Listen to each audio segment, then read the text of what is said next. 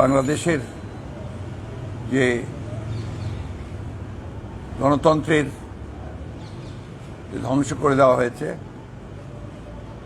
নির্বাচন ব্যবস্থাকে ধ্বংস করা হয়েছে, বাংলাদেশে একটা রাজনৈতিক এবং অর্থনৈতিক সংকট সৃষ্টি করা হয়েছে। বর্তমান যে অবৈধ সরকার, যারা বিনা ম্যান্ডেটে জোর করে ক্ষমতা দখল করে আছে,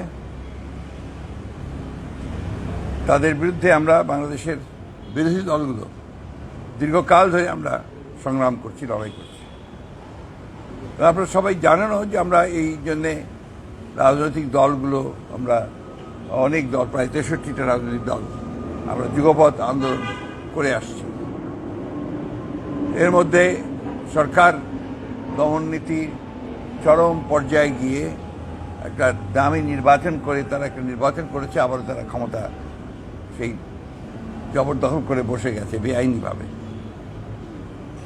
আমাদের জনগণের যে আকাঙ্ক্ষা, সে আকাঙ্ক্ষাকে বাস্তবায়ন করার লক্ষ্যে আমরা জনগণের সামনে যে দফাগুলো তুলে ধরেছিলাম, বিশেষত 31 দফা, সেই সঙ্গে আন্দোলনের চূড়ান্ত পর্যায়ে এসে আমরা 1 দফা আন্দোলনের কথা বলেছিলাম। তার মধ্যে যেটা ছিল, মূল কথাটাই ছিল যে কি নিরপেক্ষ অবাধ একটা নির্বাচনের জন্য একটা নিরপেক্ষ নির্দলীয় সরকারের অধীনে, একটা নির্বাচনকারী সরকার অধীনে নির্বাচন করা।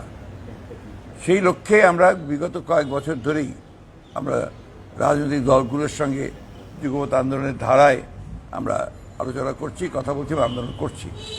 আজকে তারই ধারাবাহিকতায় আমাদের গণ অধিকার পরিষদের সঙ্গে আলোচনা ছিল। তাদের সঙ্গে আমরা কথা বলেছি, আলোচনা করেছি। আমাদের দল থেকে দায়িত্বপ্রাপ্ত যারা বরকতুল্লাহ বুলু, তিনি উপস্থিত ছিলেন, এবং আপনার গণ অধিকার পরিষদের সভাপতি নুরুল হক নূর এবং সাধারণ সম্পাদক রাশেদ খান সহ আপনার তাদের সদস্যরা উপস্থিত ছিলেন। এবং তাদের সঙ্গে আমি নামগুলো আপনাদেরকে বলে দিই, নাম দিয়ে দিয়েছি আপনাদের, তারা উপস্থিত ছিলেন। আমরা চলমান যে গণতান্ত্রিক আন্দোলনের জন্য কী ধরনের আপনার কর্মসূচি গ্রহণ করা যায় এবং কিভাবে আমাদের লক্ষ্যে পৌঁছানো যায়, বর্তমান রাজনীতির পরিস্থিতি এবং তার বিশ্লেষণ, সেই সঙ্গে আমাদের কর্মসূচি নির্ধারণের জন্য আমরা প্রাথমিক কিছু আলোচনা আজকে করেছি। একটি কথা আমরা সবাই এখানে একমত হয়েছি, যে কথাটা আমি সবসময় বলে আসছি, এখনও বলছি, যে কোনো পরিবর্তনের জন্য সবচেয়ে বড় ভূমিকা পালন করে তরুণ এবং যুব সমাজ, ছাত্র সমাজ।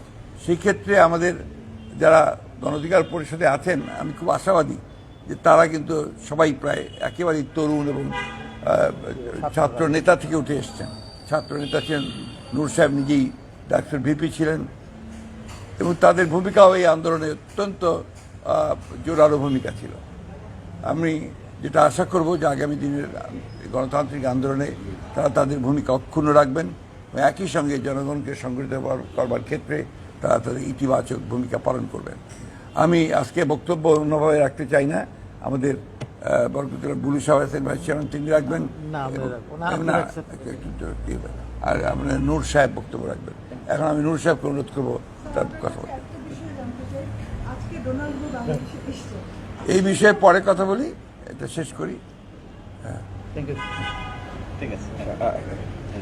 সাংবাদিক ভাইরা, আপনাদেরকে ধন্যবাদ জানাচ্ছি। আপনারা শুনেছেন বিএনপির মাননীয় মহাসচিব এবং বিএনপির ভাইস চেয়ারম্যান জনাব বরকতুল্লাহ বুলু সাহেব সহ যে আমাদের লিয়াজু কমিটির দীর্ঘক্ষণ আলাপ আলোচনা হয়েছে। আলাপ আলোচনায় আমরা আমাদের আন্দোলনের অতীতের বিষয়বস্তু নিয়ে আমরা পর্যবেক্ষণ করেছি, এবং সেখানে জনগণের যে এত জনসমর্থন ছিল, জনগণের স্বতঃস্ফূর্ত রাজপথের উপস্থিতি ছিল, সেটা রাষ্ট্রযন্ত্রকে ব্যবহার করে সরকার যেভাবে দমনপীড়ন করেছে এবং আইন আদালতকে অস্ত্র হিসেবে ব্যবহার করে বিরোধী দল নির্মূল করে দেশে একটি একদলীয় শাসন কায়েমের জন্য সরকারের যে অপচেষ্টা, সেটি নিয়ে আমরা সবাই সতর্ক আছি।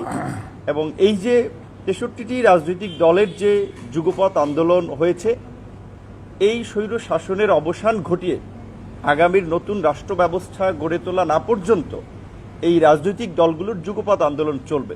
আপনারা একটা বিষয় স্পষ্ট জানেন যে নির্বাচনের আগে এই 63টি রাজনৈতিক দল আগামীর বাংলাদেশকে কেমন দেখতে চায়, কোন কোন জায়গায় পরিবর্তন চায়, সেইগুলো নিয়ে কিন্তু আমরা 31 দফা একটা রাষ্ট্র মেরামতের কর্মসূচি দিয়েছি, যেখানে আমাদের অর্থনৈতিক ব্যবস্থা, স্বাস্থ্য ব্যবস্থা, শিক্ষা, চিকিৎসা, আমরা প্রায় রাষ্ট্রের সমগ্র বিষয় সম্পর্কে আমাদের একটা সম্যক ধারণা 31 দফাতে দিয়েছি। তো নির্বাচন করার জন্য যে সরকার বিরোধী দলের প্রায় 32,000 নেতাকর্মীকে জেলে নিয়েছে মহাসচিব সহ, এবং তার সরল স্বীকারোক্তি সরকারের মন্ত্রীরাই করেছে। কাজে সেই অবস্থায় তো আন্দোলনকে কন্টিনিউ করে যাওয়া বিরোধী দলের জন্য অনেক ক্ষেত্রে হয়তো ডিফিকাল্ট ছিল, এবং সরকারের এই শয়তানি বুঝে ওঠার জন্য আমাদেরও বেগ পেতে হয়েছে। তবে আমরা সরকারের সব ধরনের ষড়যন্ত্র এবং শয়তানি আগামীতে মোকাবেলা করার জন্য আমরা প্রস্তুতি নিচ্ছি, এবং সেই ধরনের কর্মকৌশল নিয়ে আগামীতে আন্দোলনকে বেগবান করা হবে। এই আন্দোলনের সাথে যারা ছিলেন রাজনৈতিক দলের নেতাকর্মী থেকে জনগণ, তাদেরকে আমরা পুনরায় আবার শক্তি নিয়ে আমরা উঠে দাঁড়ানোর আহ্বান জানাবো। এবং বিশেষ করে মহাসচিব সবসময় ছাত্র, যুবক, তরুণদেরকে এগিয়ে আসার জন্য বলেন। এটা তো সত্য যে এই বাংলাদেশ তথা এই উপমহাদেশের সমস্ত গণতান্ত্রিক আন্দোলন সংগ্রামে জনগণের অধিকার আদায়ে ছাত্র, যুবক, তরুণরা অগ্রভাগে ছিল। মহাসচিব সহ দেশবাসীর যে ছাত্র, যুবক, তরুণদের নিয়ে যে আশা এবং প্রত্যাশা, গণ অধিকার পরিষদ একটা তারুণ্যের দল হওয়ায় ইনশাল্লাহ আমরা অতীতে যেভাবে রাজপথে ছিলাম, আগামীতেও সে একই ভূমিকা নিয়ে শত ত্যাগ স্বীকার করেও নির্যাতন, নিপীড়ন, দমন পীড়নের মুখেও দেশের মানুষের অধিকার আদায়ে আমরা রাজপথে থাকব। এই আহ্বান রেখে আমার বক্তব্য গণ অধিকার পরিষদের পক্ষ থেকে শেষ করছি। আপনাদের সবাইকে ধন্যবাদ। আমাদের মাননীয় মহাসচিব আপনাদের বিস্তারিত বলেছেন এবং নূর সাহেবও বলেছেন। আমি দুটি কথা বলে শেষ করি।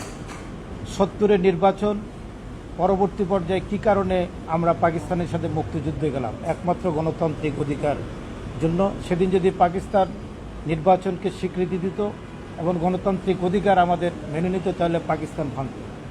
সে কারণে আমরা মুক্তিযুদ্ধ করেছি। আজকেও আমাদের পরপর 3টি নির্বাচন এদেশে মানুষ ভোটার অধিকার তাদের হরণ করা হয়েছে, ভোট দিতে পারছে না। আমরা এই ভোটের অধিকার, গণতান্ত্রিক অধিকার এবং সাম্য, যে সমাজে যে বৈষম্য আজকে সৃষ্টি হয়েছে, 5% লোকের বা 10% লোকের কাছে বাংলাদেশের শতকরা 90% আজকে সম্পদ কক্ষিগত হয়েছে। এর থেকে আমরা মুক্তি চাই এবং সামাজিক ন্যায় বিচার, আমার ভোটের অধিকার, গণতান্ত্রিক অধিকার।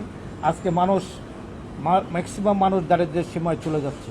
এই যে মূল্যস্ফীতি, দ্রব্যমূল্যের যে ঊর্ধ্বগতি এবং বিনা নোটিশে বিদ্যুতের দাম বাড়াচ্ছে, গ্যাসের দাম বাড়াচ্ছে, তেলের দাম বাড়াচ্ছে, এর থেকে মানুষ বাঁচতে চায়। এই জন্যই আমরা আমাদের যে এটা চলমান প্রক্রিয়া, 28 অক্টোবর আগেও আমরা এই সমস্ত রাজনৈতিক দলগুলোর সাথে 63টি রাজনৈতিক দল নিয়ে আমরা যুগপৎ আন্দোলন করেছি। আজকেও আমরা আবার একই পর্যায়ে ইনশাল্লাহ আগামী দিনে আমরা সবার সাথে আলাপ আলোচনা করে আমাদের রাজনৈতিক কর্মসূচি আমরা প্রণয়ন করব। এতে আমরা আমাদের গণতান্ত্রিক অধিকার ইনশাল্লাহ ফিরে আনতে পারব। আপনাদের ধন্যবাদ।